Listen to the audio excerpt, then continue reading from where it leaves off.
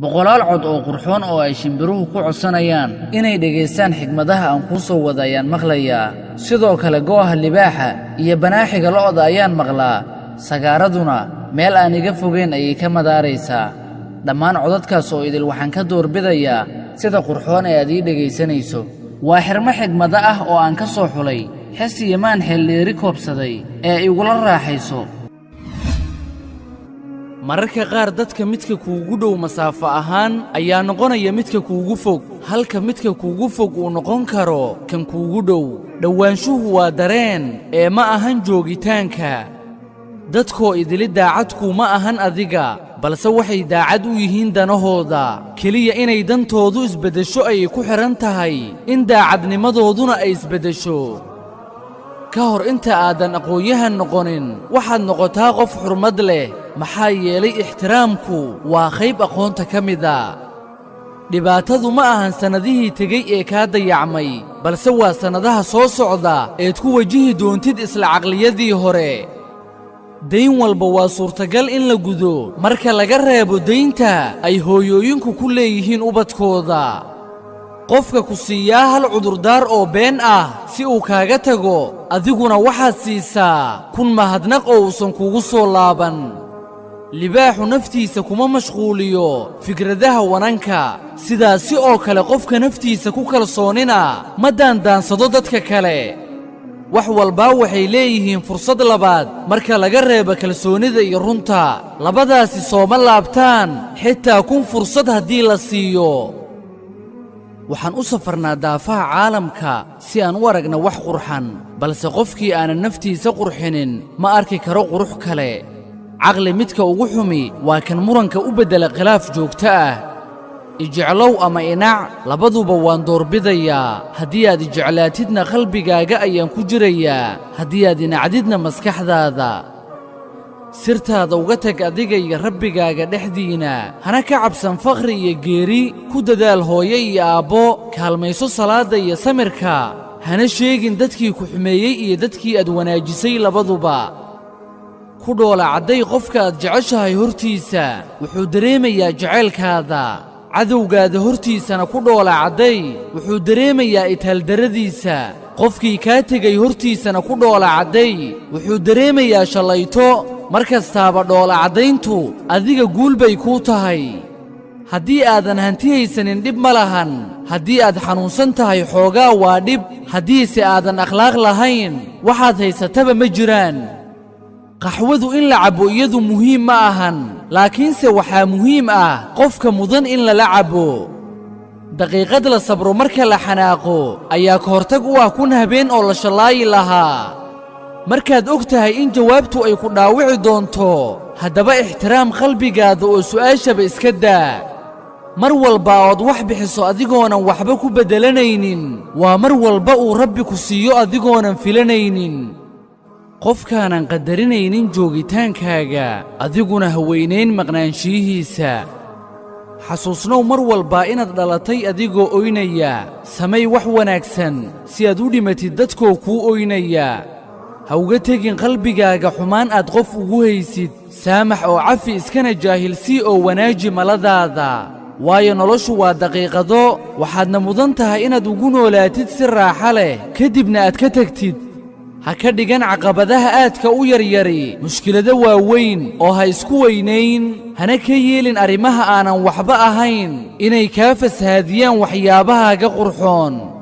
kelinimada aaday u xanuun badan tahay, laakiinse waxay in badan ka qurux badan tahay dadka qaar oo ku soo xasuusanaya wakhtiga maslaxaddooda oo keliya. aad ha u aaminina dadka, waayo ugu dambayntii waxaad ogaan doontaa inaysan cidna kuu oofinaynin ballamadaada ilaa allah mooye.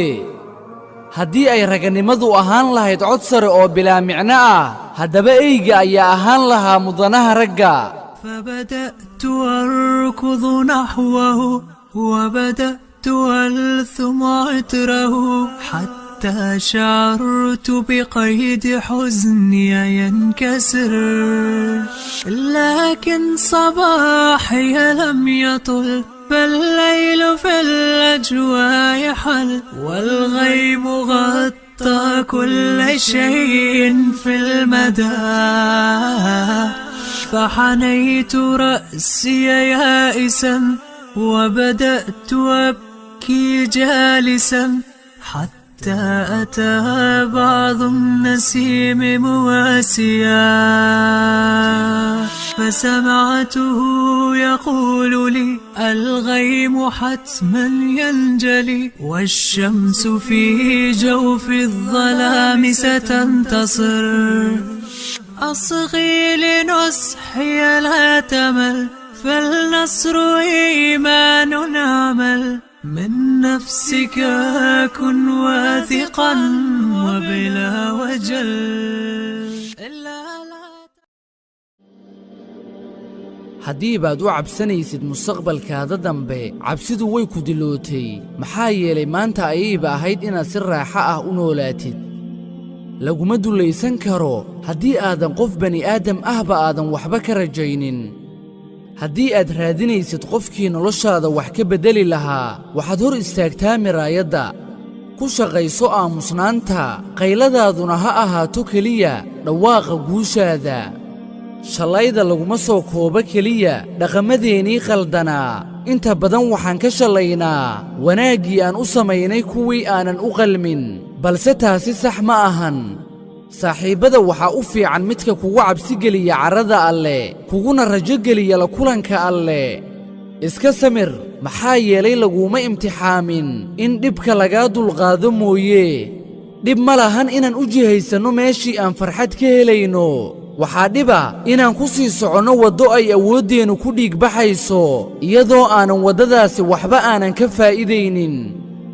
geeridu ma sugayso ilaa aad ka noqotid qof toosan. adigu toosnow oo geerida sugo. u samafalka labadaada waalid waa qiso aad adigu qoraysid oo ay carruurtaaduna warinayaan. noloshu waa sida suuq weyn oo kale, waad ku dhex wareegaysaa waxaadna ka qaadanaysaa wixii aad uga baahan tahay. balse xasuusnow mar kasta in xisaabta alaabaha aad qaadatay aad bixinayso.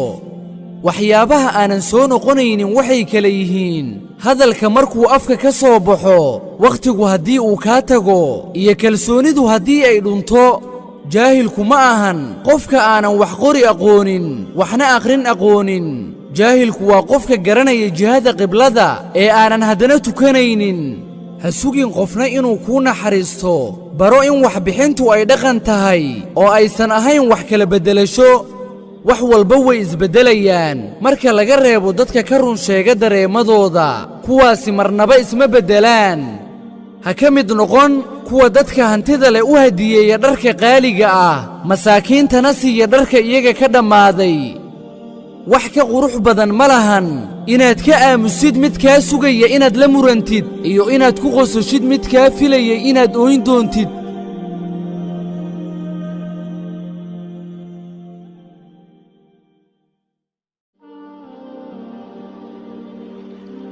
ha siinin dadka wax ka badan xaqooda, waayo ubaxuba wuu ku dhintaa biyaha badan. ilintu keliya ma ahan dhibco, balse waa kelimado. waxaase aad u adag inaad heshid qof kelimadahaasi akhriya kadibna fahma. mararka qaar waxaad soo xasuusanaysaa wax kaa qosliyey, kadibna waad ilmaynaysaa. mararka qaarna waxaad soo xasuusanaysaa wax kaa oysiiyey, kadibna waad qoslaysaa. waxaa sahlan inaad oysid, waxaase adag inaad caddaysid sababta kaa oysiisay. xaaladaha aadka u adag waxaa ka mid a markii aad aragtid inaadan waxba ka ahayn qalbi kaasi ood u samaysay wax walba. ha ka baqin hana ka welwelin inaad weysid shakhsiyo aad jeceshahay, waayo laga yaabaa iyaguba inaysan waxba la ahayn hadday ku waayaan. hana ku waayin sharaftaada intaad iyaga daba ordaysid ee uga mashquul danahaaga kale si ay u arkaan sharaftaada. karaamada iyo sharafta naftaada waxay ka sarraysaa dhammaan. qofna ma mudna isaga dartii inaad u dulaysid naftaada, hal sikinba ha ahaatee. ahaw mid sharaf leh, hana isku dhigin hoos wax walboo dhacaa. maxaa yeelay laga yaabaa inaysan fursadda kuu soo laabanin mar labaad si aad kor ugu qaadid madaxaaga. ka qaado oo ka shaqayso wixii aad awoodid adduunyada iyo ehelkeeda, laakiin baro sidii aad adiguna wax u bixin lahayd. ha u beddelin noloshaada shakhsi dartii balse iska beddel kun shakhsi noloshaada darteed